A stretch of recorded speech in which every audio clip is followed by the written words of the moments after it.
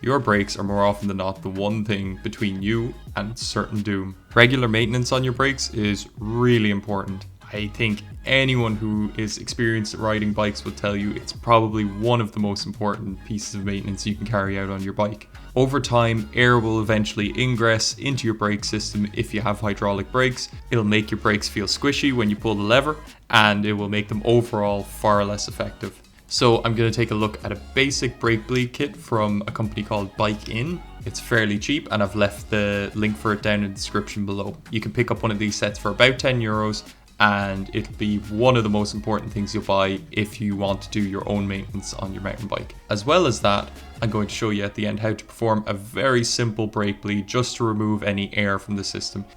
In this set, you get a number of brake pad inserts. These are used when bleeding your brakes, so you can remove the brake pads and insert these in their place. This means that the pistons that are in your brake pads won't push all the way in when you're adjusting your brakes, and if any brake fluid does drip down to the caliper where the brake pads are, they won't contaminate the brake pads. You'll also get one of these little cups.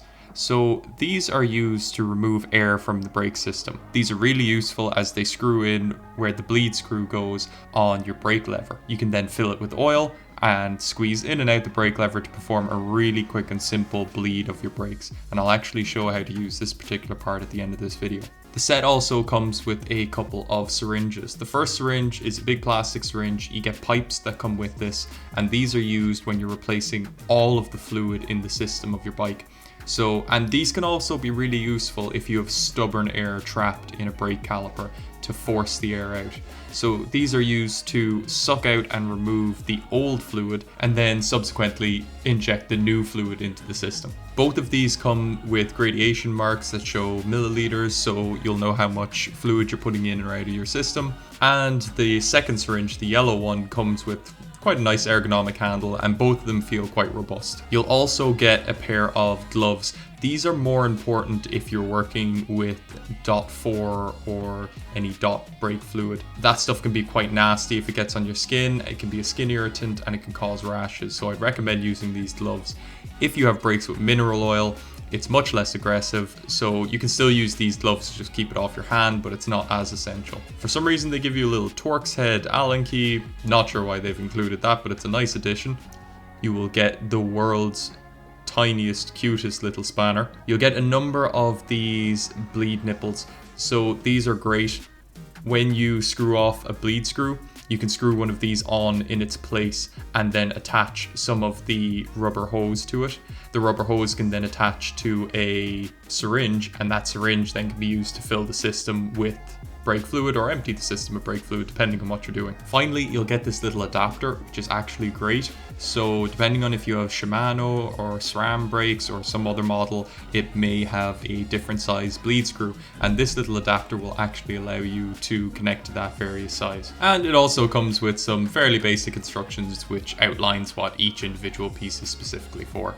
It's a fairly complete set, and I think it would be again useful for anyone who wants to get into starting to do their own maintenance.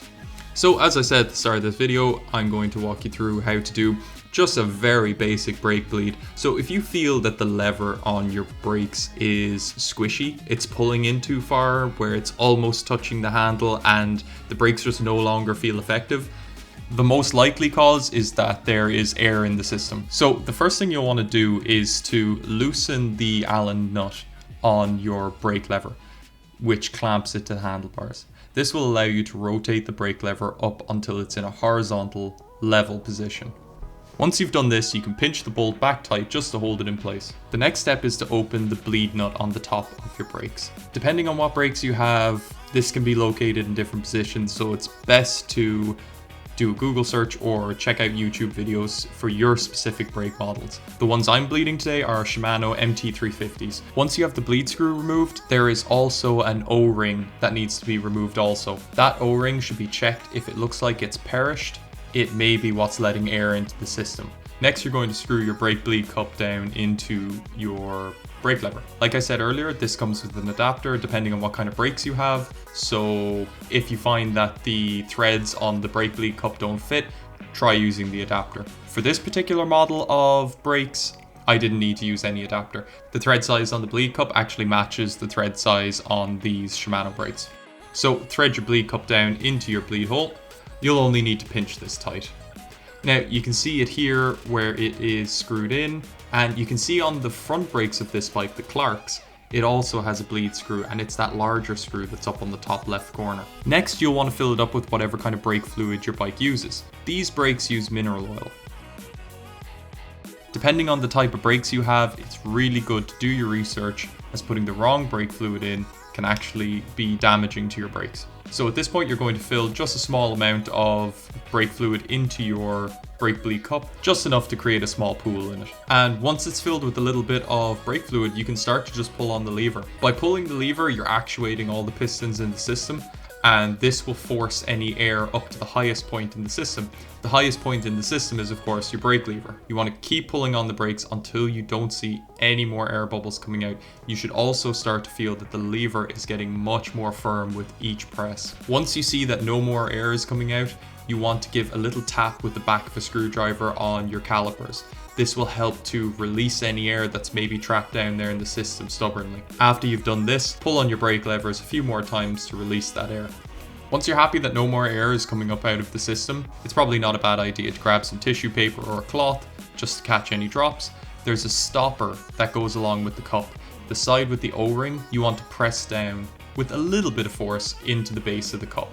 This will form a seal, and it means that when you unscrew it, none of the fluid will spill out.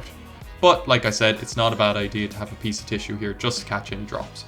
Once that's done, you can refit the O-ring. It's not a bad idea to apply a little bit of the mineral oil to the O-ring to moisturize it, place it back in position, and then screw back in your bleed screw. And that's it. You've successfully removed any air from your system. If you find that your brakes are getting squishy again very quickly, or that they still feel squishy after doing this, it may be an issue that you have a perished O-ring at your caliper end, but that's something I'll cover in another video. I hope you found today's video helpful. I hope you go out and bleed your own brakes, and I also hope you like and subscribe. Thanks very much for watching. See you next time.